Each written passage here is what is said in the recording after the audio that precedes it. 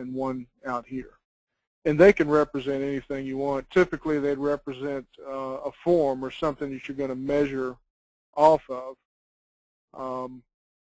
And when we bring a fixture out onto the plan, you can see the dimension lines are constantly updated, and dimensions are given to those reference lines.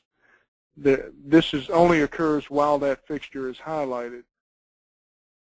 And you can move the fixture around, and you can see the reference lines are updated. So we'll get rid of that. Now, these reference lines, in many cases, represent the forms, and the forms many times are even with the outside of these walls. So we have a built-in option that allows you to snap those reference lines right against the wall. And here's the little option box or dialog box. And it asks me if I want to snap that line to the wall. If I click yes, it'll bring that line right up against the wall. And that only occurs when you start your reference line even or close to the end of a wall. So it's not going to be a nuisance for you if you're trying to draw reference lines that are independent of a wall. So we'll click yes in that case, and we can go on and continue those. And so the idea is that those lines represent the edge of the forms, or something that you can measure off of when you're placing your fixtures. And now when I highlight a fixture, the distances are given. And what I typically would do at that point is print this page out by clicking the print button, and then we'll take these pages out in the field with us, and we'll use these dimensions to lay out our slab. And you would click, you would print one page per fixture until you've got all your fixtures printed. So let's say that, for instance, I've got all the fixtures placed, and I've got all these pages printed out. I'll go ahead and put a kitchen sink here. And then at this point, I'm ready to start. I can draw DWV piping, or I can draw water piping, either one. Let me ask a question. Uh-huh. So you're telling me that I would have 6 pages just to get those measurements? I couldn't make them all on one page? Well, you can, and let me demonstrate that. But let me show you what happens when you do that. If you select View Fixture Coordinates, look what you got. Now that could be a recipe for disaster. Right.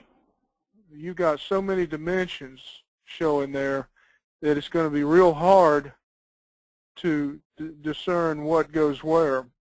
Now, you could do this, but you're apt to make a mistake somewhere. And the reason I don't mind printing 6 pages is that a piece of paper and the ink is a lot cheaper than me coming back with a jackhammer and having to bust up a slab and move a pipe. Right. So I do a little booklet for every job. I mean, we charge enough for our plumbing that it pays more than pays for a little booklet of fixture coordinates. And Gotcha. It's true, it's several pages, but yeah, we just feel like it's worth it. Anyway, you do have that option, and if you just had a few fixtures, you know, you might decide to do that. If you, let's say you just want to do this much, then you could do that. It wouldn't be so terribly confusing. Anyway, let's go back. Turn that off. Okay, let's say I'm ready now to run my DWV piping. I decide where I want to come in, and that's that's entirely dependent upon where your sewer is available. In this case, we might have a septic tank in the backyard, so we'll select our pipe size, And here, our code allows us to use a 3-inch building drain in this case. Okay. So I might just bring in a 3-inch pipe. And it doesn't matter where it ends. You want to start it, somewhere outside the building and just end it anywhere you want to. Now it's asking me how deep in the ground I want it.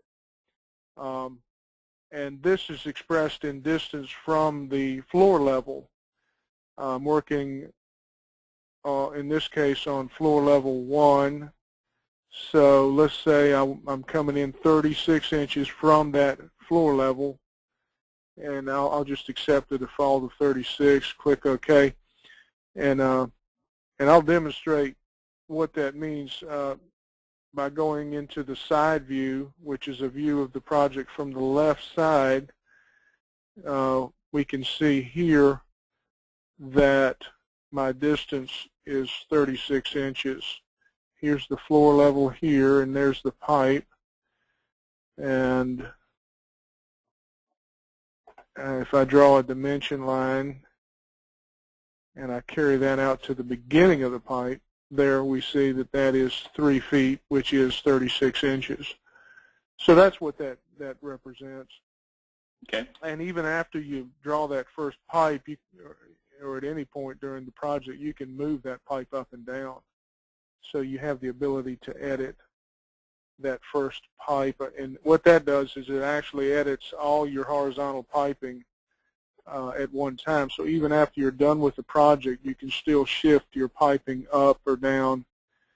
Now if it gets too close to make a fitting feasible, if it gets too close, in other words, too close to the floor, it will stop and it'll give you a little message saying fitting will not work. You can't go any higher, basically, is what it's telling you. But anyway, most of your work, most of your piping is done in the plan view, and then you go in and make little changes in the side and the front view. But let's just draw a little branch going in this direction, for instance, and we might decide to go ahead and connect the fixture. I typically will connect the toilets next, and to connect the fixture, you would not start on the pipe, but you start on that fixture and click anywhere, press the left mouse button down anywhere on the fixture, and it will it'll find the location of the drain on the fixture and then bring it over until your branch turns red, and then release it, and it makes that connection for you. And I may be telling you a lot of this stuff you may already know, but if you have any questions, feel free to stop me. Yeah, that's fine. Okay. And then I take a front view of that arrangement, and we can look at it from the side, and we can also do an isometric. And so what I drew in the front view was this pipe here, and it automatically added my vertical stack going up to the fixture. Okay. And so, and that's a little bit of a time saver there. I might drop down to a 2-inch pipe here. And then let's say, for instance, I want to connect this lavatory. I can click anywhere on the lavatory. It'll find the drain location, and I carry that pipe over to the branch, and it makes that connection.